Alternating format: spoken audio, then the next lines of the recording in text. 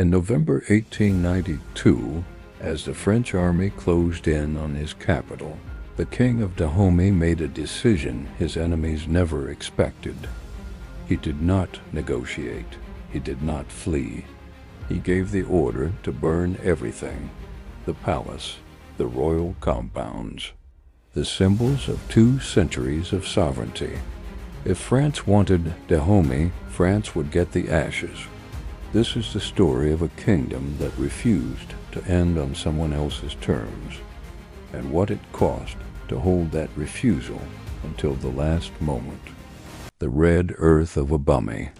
That is where this begins, not in a port, not on a map drawn in Europe, not in the account of someone who arrived from outside. In the interior of what is now Benin, a kingdom had been building itself for 2 centuries.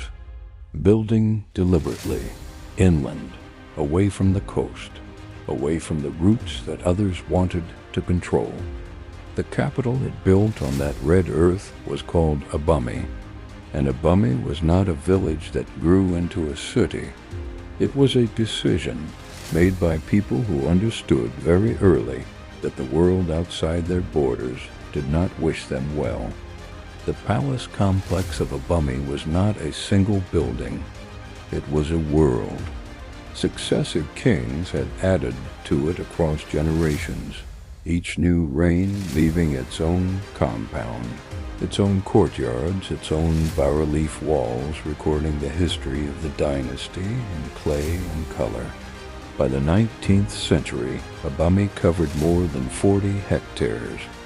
It was administrative center, ceremonial space, military headquarters, and living archive simultaneously. To enter Abomey was to enter the memory of everything Dahomey had ever been. What the walls did not yet record was what was coming. The kings of Dahomey were not merely rulers. They were the living connection between the present and the ancestors who had built the kingdom. Every major decision, military, political, diplomatic, was made in dialogue with the dead. The royal ancestors were consulted through ritual, honored through ceremony, invoked before battle. This was not superstition. It was a system of political legitimacy that had held the kingdom together across generations. To the south, beyond the forest, the Atlantic coast existed as a distant presence, a world of commerce, of movement, of strangers arriving and leaving. For now it was simply the horizon. It had not yet become the threat. Dahomey had not always been powerful. In its early decades it had been a small inland kingdom surrounded by larger, more established neighbors. The Oyo Empire to the north had dominated the region for generations, and for much of the 18th century, Dahomey paid tribute to Oyo. It was a humiliation the kingdom never forgot. The pressure of those years forged something: a centralized state, a professional army, a political culture that treated weakness as an existential threat. Dahomey learned to survive under pressure, and then it learned to thrive. The question no one was yet asking was whether the old pressures had prepared it for the ones that were coming. The military structure of Dahomey was unlike anything else in the region. It was not a feudal levy, not a collection of irregular fighters called to battle and dismissed when the war ended. It was a standing army, organized, trained, maintained by the state year-round. Soldiers were not farmers who fought when needed. They were soldiers who trained when there was no war, so they would be ready when there was. This distinction mattered, and within that army there was one cause that made even experienced soldiers from outside the kingdom look twice, and then look again, uncertain of what they were seeing. They trained before dawn, in the compounds of Abomey, while the city was still dark, The Agaji moved through drills that had been refined across generations, formations, weapons work, conditioning for pain. They were women soldiers attached to the royal palace, answering directly to the king. They had existed in some form since at least the early 18th century, and by the reign of Béhanzin, their numbers were in the thousands. They were not a ceremonial guard. They were the sharpest edge of the Dahomean state. European officers who would later face them in battle wrote in private correspondence that they had not encountered soldiers who held formation under fire the way these women did. The Vodun was not separate from the state.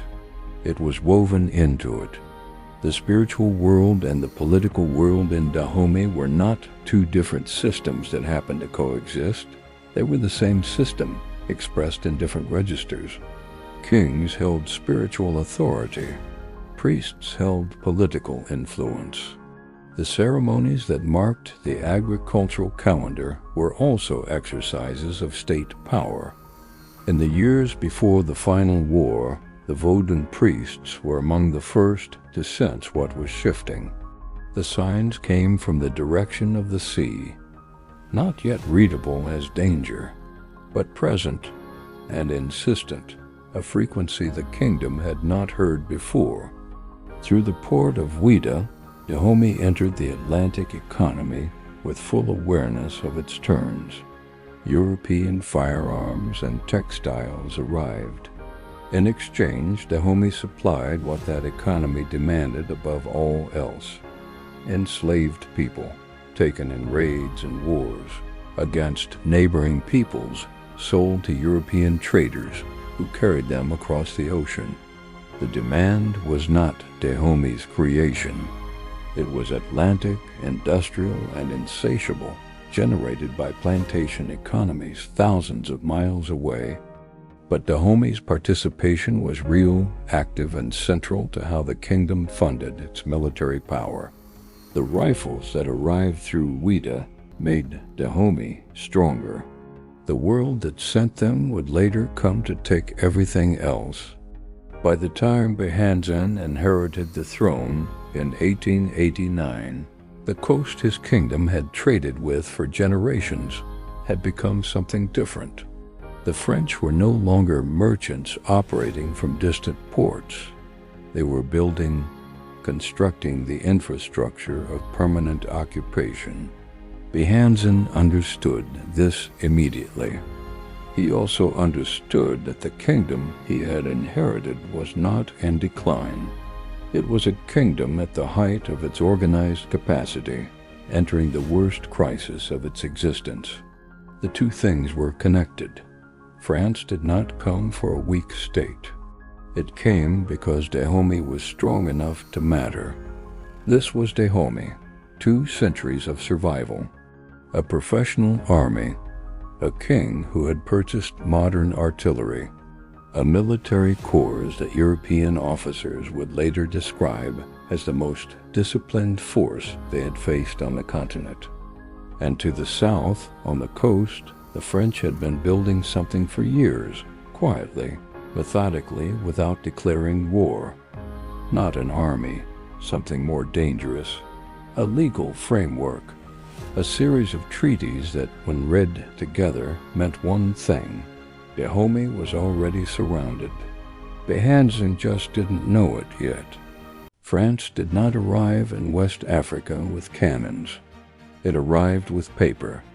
Treaties carefully worded, strategically ambiguous, signed under conditions that kingdoms rarely had the leverage to refuse. The language was always the same: protection, commerce, friendship. What the language never said was what the treaties actually created: a legal architecture for occupation. By the time a kingdom understood what it had signed, the framework was in place. Dahomey would be no exception. Katana was the first fracture. In 1878, a treaty gave France commercial rights to the coastal settlement. A second treaty followed in 1883. broader, more invasive. Dahomey had dealt with European traders for generations. Treaties were not new. What was new was the intention behind them. Previous European presence had meant commerce. This presence meant something else. The coast was not a trading post anymore. It was a foothold. And a foothold, given enough time, becomes a foundation. King Exile, Béhanzin's father, had ruled Dahomey for 3 decades through military authority and diplomatic calculation. He had navigated European pressure carefully, granting limited concessions while preserving core sovereignty. But Exile was old, and the pressure had grown beyond what older strategies could answer. When he died in 1889, the kingdom he left his son was still powerful. It was also more exposed than it had ever been. Béhanzin inherited a throne and a crisis simultaneously. Béhanzin understood the situation with unusual clarity. The French were not traders who had grown ambitious. They were the forward edge of something much larger, a continental project formalized in Berlin in 1884, when European powers divided Africa at a conference to which no African ruler was invited. Dahomey had not been present at that table. Its sovereignty had not been discussed. It had simply been allocated. Béhanzin knew this. His response was not panic. It was preparation. In the years between his accession and the first major French military campaign, Béhanzin did something that surprised European observers. He rearmed. German Mauser rifles purchased through intermediaries. Krupp field artillery acquired before the trade routes could be cut. The Agaji retrained with modern weapons alongside their traditional ones. The conventional narrative says Dahomey lost because it was outgunned. The conventional narrative is incomplete. Béhanzin did not lose because he failed to modernize. He lost because the scale of what he was facing had no solution that modernization alone could provide. The First Franco-Dahomean War in 1890 did not end the way France had planned. Dahomean forces, including the Agaji, fought with a ferocity that forced a negotiated outcome rather than a military victory. France signed a treaty acknowledging Dahomean sovereignty over the interior while retaining Katana. Inside Dahomey, the outcome was read as a success, proof that the kingdom could hold its ground against European force. That confidence was not wrong, it was simply incomplete. It would take 2 more years for Béhanzin to discover what France had already decided. The treaty was a pause, not a settlement. What France wanted was not a commercial relationship. It was not a protectorate in name. It was the complete elimination of Dahomean sovereignty, the removal of a centralized African state that was too organized, too militarily capable, and too visibly independent to coexist with the colonial project France was building across West Africa. A kingdom that could resist, that could negotiate, that could purchase modern artillery and field a professional army. That kingdom was a problem, not a military problem, a political one. It demonstrated a possibility France could not afford to leave standing. In 1892, France appointed Colonel Alfred Amedee Dodds to lead a second expedition. Dodds was himself of mixed African and European heritage. Born in St. Louis, Senegal, the son of a French trader and a Senegalese mother. He was one of the most experienced officers in the French colonial army, with campaigns in Senegal and Indochina behind him. The choice was deliberate. Paris understood that sending an officer with African roots to dismantle an African kingdom carried a specific political message. It also sent the most capable man available. The combination was not accidental. Dodds arrived with 2,000 trained soldiers, including Senegalese tirailleurs, Foreign Legion units, and artillery that outranged anything Dahomey possessed. But the real asymmetry was not in the weapons. It was in the logistics. France could resupply indefinitely from the coast. Dahomey could not resupply at all once the perimeter closed. Every battle Béhanzin won bought him days. Every battle France won bought it the war. The mathematics of the campaign were settled before the first shot was fired in 1892. What remained was the fighting, and Dahomey intended to make it cost something. Béhanzin had rifles. He had artillery. He had the Akaji, a military force that had never broken in 2 centuries of regional warfare.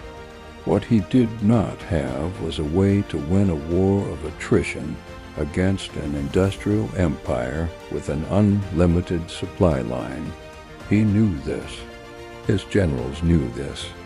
And yet when Dodds began his march inland in September 1892, Dahomey did not retreat, did not negotiate, did not collapse. It attacked repeatedly at Dogba, at Pogessa. At Katano's perimeter, the Agaji charged into modern rifle fire with a discipline that left French officers unable to explain what they were witnessing. The question was never whether Dahomey would fight. The question was what it would cost France to win. September 19, 1892, the village of Dogba on the Wien River.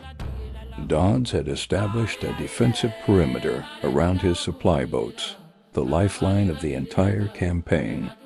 Before dawn, Dahomean forces attacked. The Agaji led the assault. They crossed open ground under rifle and artillery fire, reached the French perimeter, and fought hand-to-hand with soldiers who had not expected anything to survive the approach. The French held, but the casualty reports that reached Paris described something the official narrative struggled to accommodate: a military force that had charged into modern firepower and nearly broken through. Dogba was not the only engagement. At Pogessa, at Akapa, along Dodds' entire advance toward Abomey, Dahomean forces attacked, withdrew, regrouped, and attacked again. This was not the resistance of a collapsing state. It was a deliberate strategy: make the French advance costly enough that Paris would question the price. Béhanzin understood he could not defeat France in a single battle. He was trying to make the war expensive, in blood, in time, in political capital. It almost worked, almost. The Arshi losses at Dogba and the engagements that followed were severe. Hundreds died in assaults that military logic should have prevented, charges across open ground against entrenched positions with modern rifles. French officers recorded their disbelief in private correspondence. One wrote that he had not encountered that quality of discipline in any previous campaign. The Agaji were soldiers of a state that had trained them for exactly this: to hold formation, to advance under fire, to absorb losses, and continue. That discipline was real. So was the price it extracted. As Dodds advanced, Béhanzin attempted a different approach. He sent diplomatic envoys, not to surrender, to negotiate a ceasefire that would preserve Dahomean sovereignty over the interior. The envoys were received, the terms were heard, and rejected. France was not interested in a protectorate that left Béhanzin in power. The removal of the king was not a consequence of the war. It was the purpose of it. Every diplomatic opening Béhanzin attempted closed against the same wall. Paris had decided that Dahomey's independence was the problem, and Béhanzin's removal was the solution. By late October, Dodds was within striking distance of Abomey. The defensive lines had held longer than France had planned. The campaign was running weeks behind schedule, and casualties were higher than official reports acknowledged. But the arithmetic had not changed. The French supply line held. Dahomey's did not. Towns that had supported the kingdom's resistance began calculating their own survival. The regional allies Béhanzin had counted on were making separate accommodations with the advancing army. The kingdom was contracting around its capital, and Béhanzin was making the last decision left to him. There are things that can be taken and things that cannot. Land can be taken. Buildings can be taken. Political authority can be dismantled, redistributed, renamed. But there are symbols that an enemy cannot be allowed to possess, because possession transforms them. The Palace of Abomey, built across 2 centuries by 12 successive kings, recorded in its bas-relief walls every war Dahomey had fought and won. That palace, in French hands, would become a monument to French victory. Béhanzin understood this with a precision that was both political and personal. He gave the order. November 1892. The fires were visible from the French advance positions miles away. Béhanzin had ordered the systematic destruction of Abomey before a single French soldier entered its gates. The royal compounds burned. The ceremonial structures burned. The administrative buildings burned. 2 centuries of architectural memory, built by kings whose names the bas-relief walls still carried, burned by order of the last king, who had the right to give it. When Dodds entered Abomey, he found ruins. Béhanzin had made certain there was nothing left to conquer. What Béhanzin did at Abomey was not destruction. It was a refusal, the most complete refusal available to him, the refusal to allow his kingdom's most sacred space to become a trophy. European military doctrine had no framework for this. Victory was supposed to mean possession. The palace, the throne room, the symbols of power handed over in a ceremony that transferred legitimacy from the defeated to the victorious. Béhanzin denied France that ceremony. There was no handover.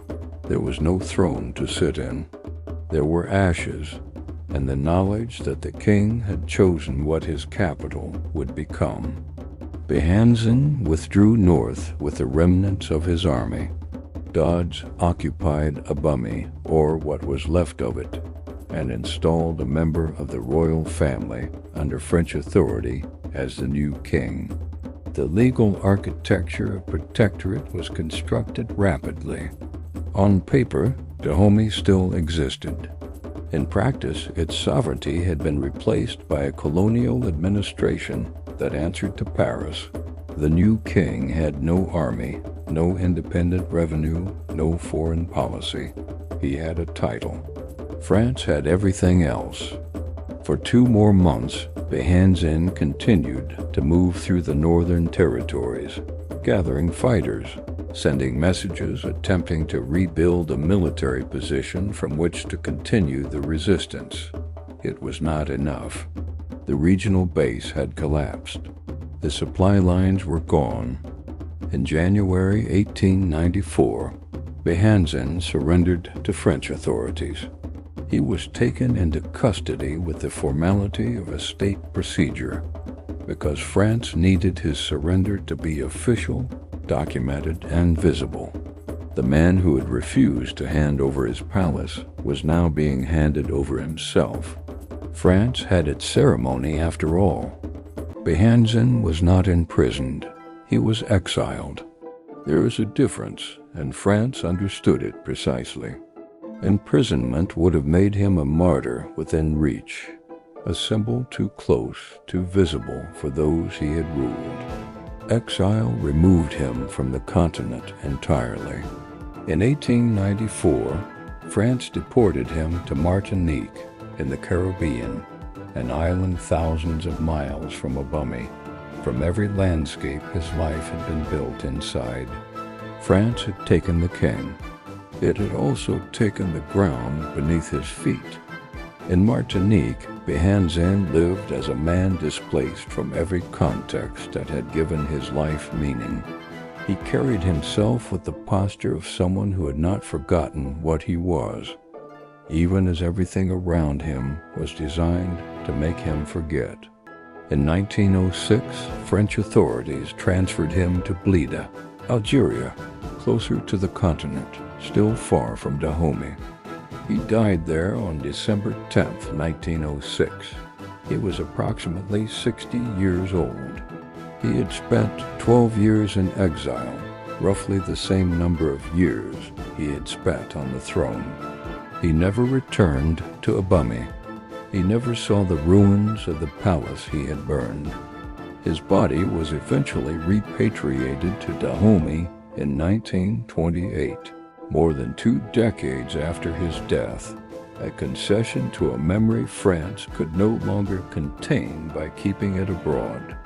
In the colony France called Dahomey, a name it kept until 1975, when the independent nation renamed itself the Republic of Benin, Béhanzin did not become a forgotten figure.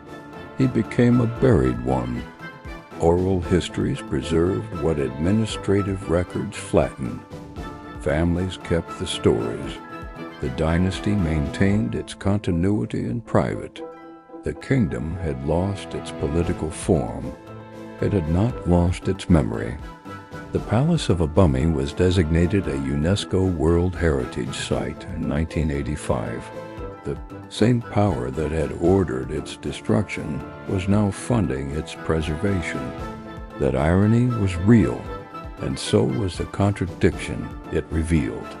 At the same moment, France was declaring Abomey a monument to universal heritage. The royal objects taken in 1892 were still in Paris. The thrones, the ceremonial staffs, the tapestries, classified, catalogued, owned.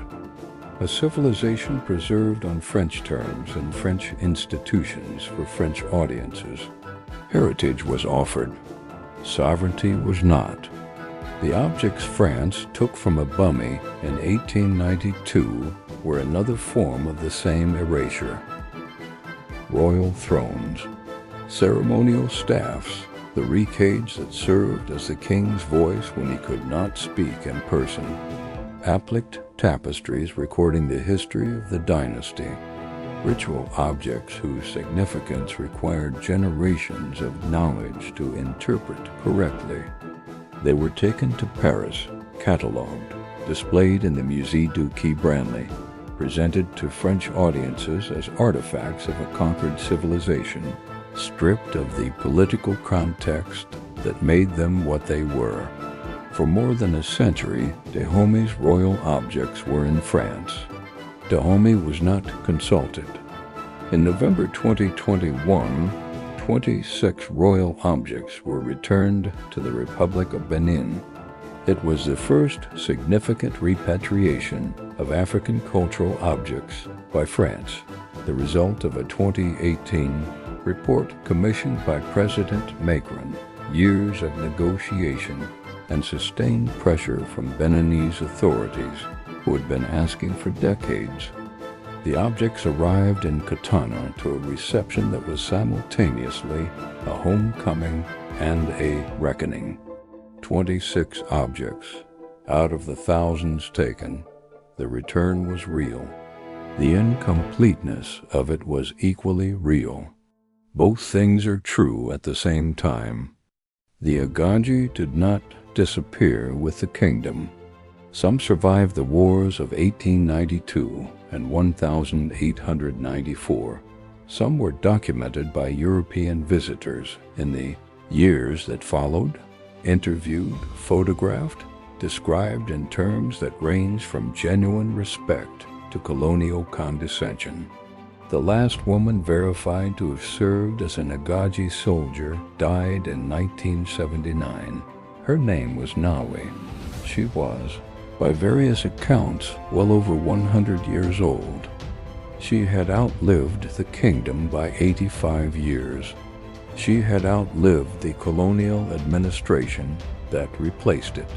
She had outlived, it turned out, most of the frameworks that had tried to define what she was. The Republic of Benin today carries Dahomey inside it, in the geography, in the royal lineages that maintained continuity across the colonial period, in the Vodun traditions that were suppressed and criminalized under French rule, then recognized as part of the national heritage after independence. In 1993, Benin declared January 10th a national holiday for Vodun. The spiritual system that had organized Dahomean political life for centuries, dismissed by colonial administrators as primitive superstition, is now an official part of the national calendar. What could not be destroyed was eventually given back its name. Dahomey was not a footnote to European conquest. It was a sovereign state that had survived 2 centuries of regional warfare, built one of the most organized military structures in West Africa, and entered its final conflict not in weakness, but at the height of its organized capacity. It lost because the world it had been built to survive had been replaced, without its consent, by a different world entirely. A world where industrial capacity and global logistics had made certain outcomes inevitable regardless of courage, strategy, or will. Béhanzin understood this. He burned his palace anyway, not because he thought it would change the outcome, because some things should not be handed over. That's tales they never told. We give the floor to the buried. There are kingdoms that refused to bow. Write in the comments whose story we should tell next.